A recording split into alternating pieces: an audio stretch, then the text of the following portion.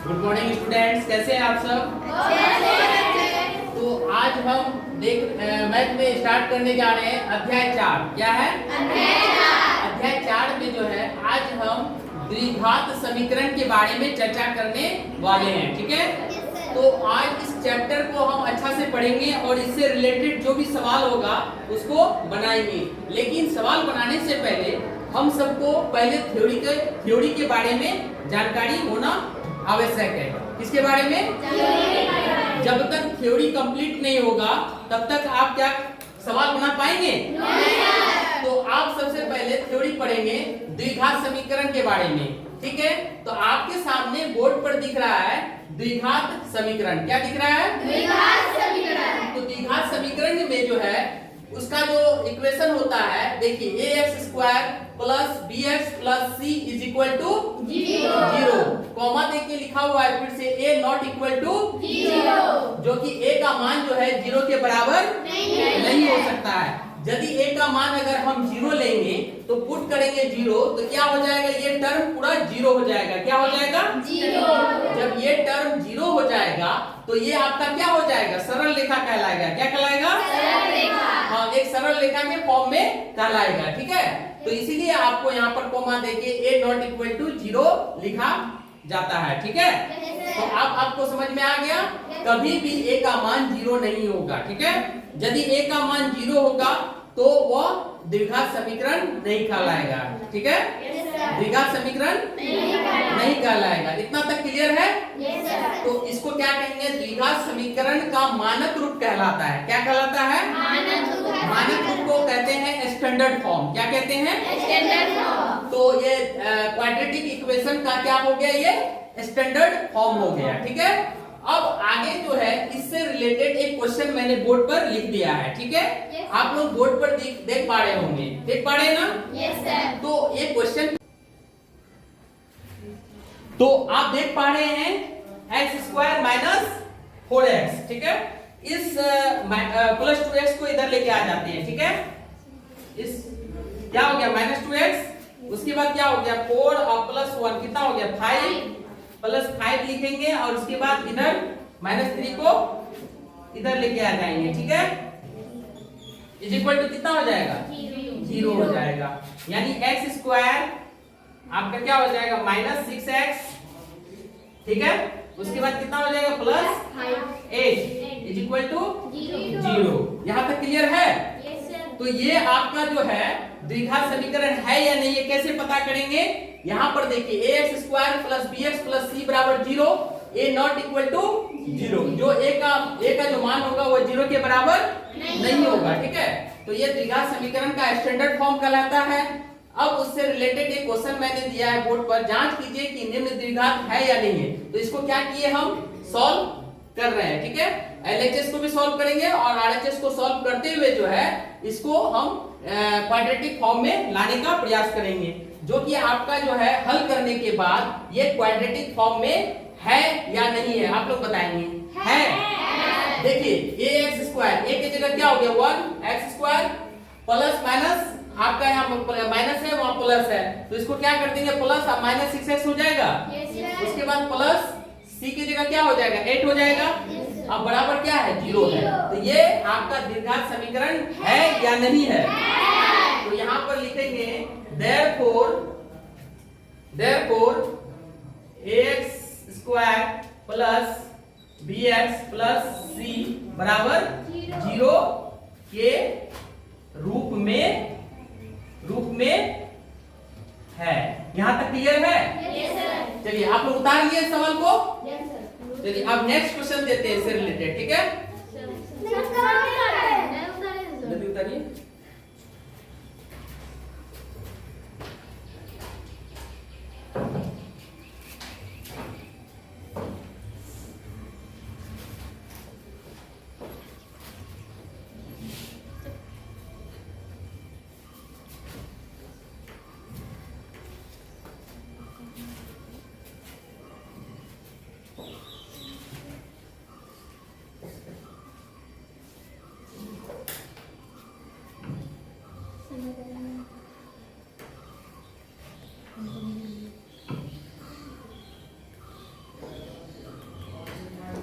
चलिए हो गया क्या?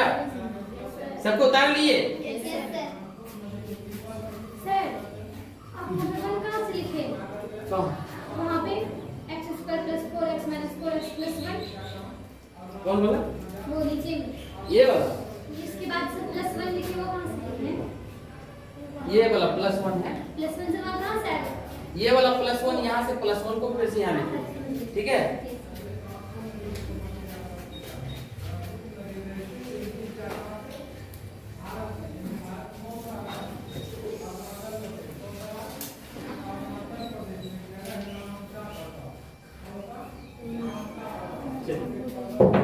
दूसरा क्वेश्चन है आपका x into x plus 1 plus क्या है 8 इज इक्वल टू क्या हो जाएगा x plus 2 into x minus 2। तो इसको भी हमको जांच करके ये बताना है कि ये द्विघात समीकरण है या नहीं है। तो आपको जैसे पिछली सवाल को जैसे बनाए थे उसी टाइप से इस सवाल को भी हल करना है, ठीक है? तो पहले आप LHS और RHS को हल करते हुए सॉल्व करेंगे। x इंटू x कितना हो जाएगा? 2x होता है कि x स्क्वायर होता है?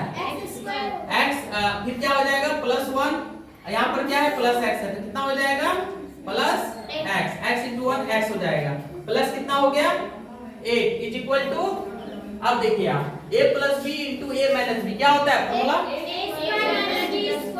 तो आपका x स्क्वायर माइनस कितना हो जाएगा 4 हो जाएगा। इतना तक क्लियर है?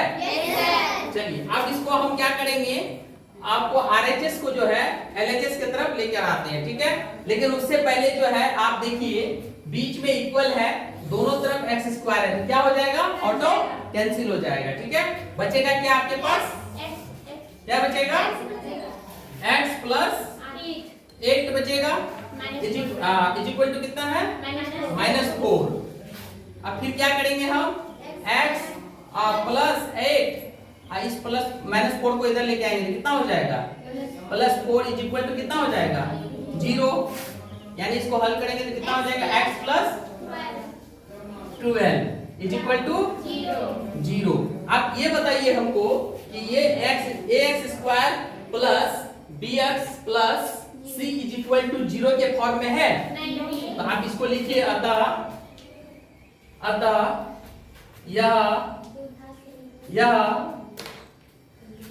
ax square plus bx plus c is equal to 0 के रूप में नहीं है। क्लियर है? यहाँ तक क्लियर है आप सबको? तो आपको यही चेक करना था कि ये द्विघात समीकरण है या नहीं है। जब भी द्विघात समीकरण चेक करेंगे, लेकिन उससे पहले इस फॉर्म को याद रखेंगे, ठीक है? ये फॉर्म अगर आपका याद रहा तभी जाके हम इसको तुलना कर सकते हैं। क्या कर सकते हैं? तुलना यानी कंपैरिजन करके हम ये फाइंड कर सकते हैं ये द्विघात समीकरण है या नहीं है। इतना तक क्लियर है? जल्दी से उतारिए इसको। हो गया? चलिए उतारिए जल्दी से उतारिए। Yes coming.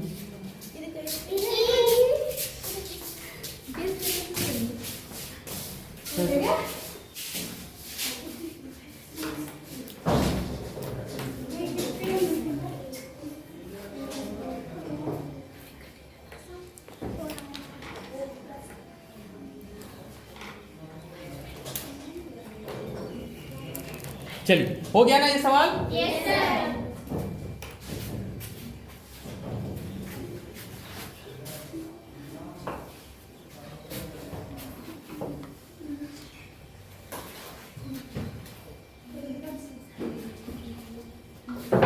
चलिए अब देखते हैं तीसरा सवाल क्या है।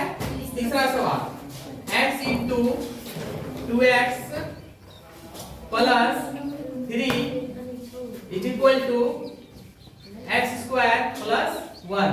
चलिए बोर्ड पे ध्यान देंगे, ठीक है? अब इसको हम क्या करते हैं, फिर से हल करते हैं। x इंटू 2x कितना हो जाएगा 2x स्क्वायर, फिर कितना हो जाएगा प्लस 3 इंटू x 3x फिर क्या है आपका एक्स स्क्वायर प्लस 1।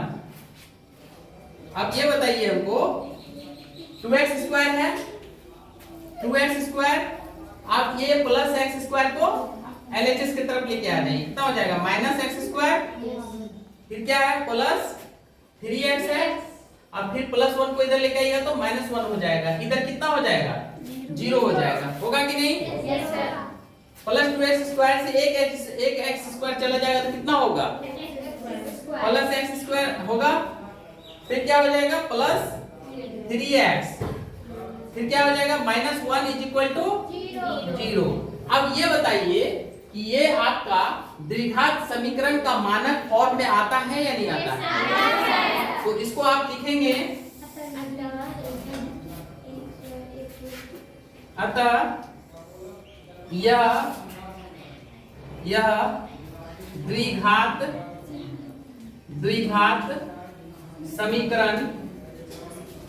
समीकरण का रूप में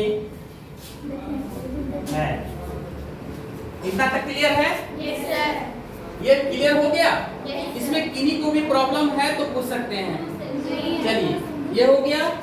अब आपको जो है ये जो थ्योरी था ये कंप्लीट हो गया, द्विघात समीकरण से जितना भी थ्योरी था मैंने बता दिया। अब इससे रिलेटेड जो है आपका जो है एक्सरसाइज 4